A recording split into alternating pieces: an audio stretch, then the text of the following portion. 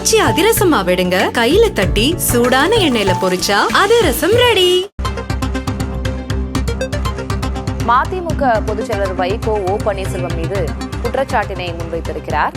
2011 தேர்தல் சீட் தொடர்பாக ஜெயலலிதாவிடம் தவறான தகவல்களை கூறியவர் ஓ பன்னீர்செல்வம் என்று வைகோ குற்றம் சாட்டியிருக்கிறார். அவர் பேசியவற்றை பார்க்கலாம்.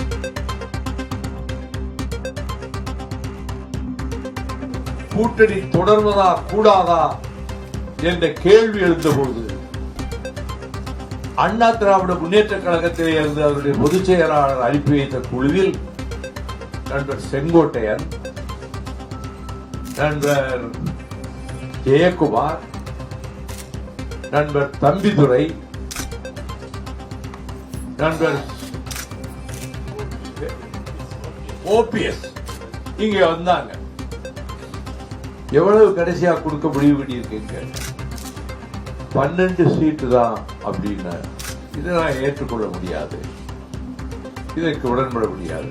இதை விட அதிக சீட் கொடுக்கறதுக்கு உங்க பொதுச்செயலாளர் ஒதுக்கிட்டா, நான் செல்போனை ஆன்லயே வச்சிருக்கிறேன். 5 மணிக்கு எங்களுடைய மாவட்ட செயலாளர் கூட்டம், அதுக்கு முன்னாடி சொல்லிட்டா அப்ப கூட்டணியை உறுதிப்படுத்தலாம், அதுவே செய்யணும்னு சொல்லிட்டு போனாங்க. முக்கியமா சொன்னவர் ஓபிஎஸ். ஆனால்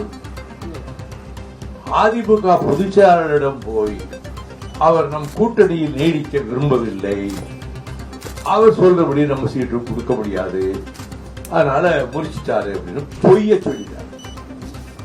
பின்னர் கேள்விப்பட்டேன், தினமணி வைத்தியநாதன் சொன்னார், உங்களுக்கு 15 சட்டமன்ற தொகுதியும் ஒரு ராஜ்யசபாவும் கொடுப்பதென்று அவங்க முடிவெடுத்துட்டாங்க.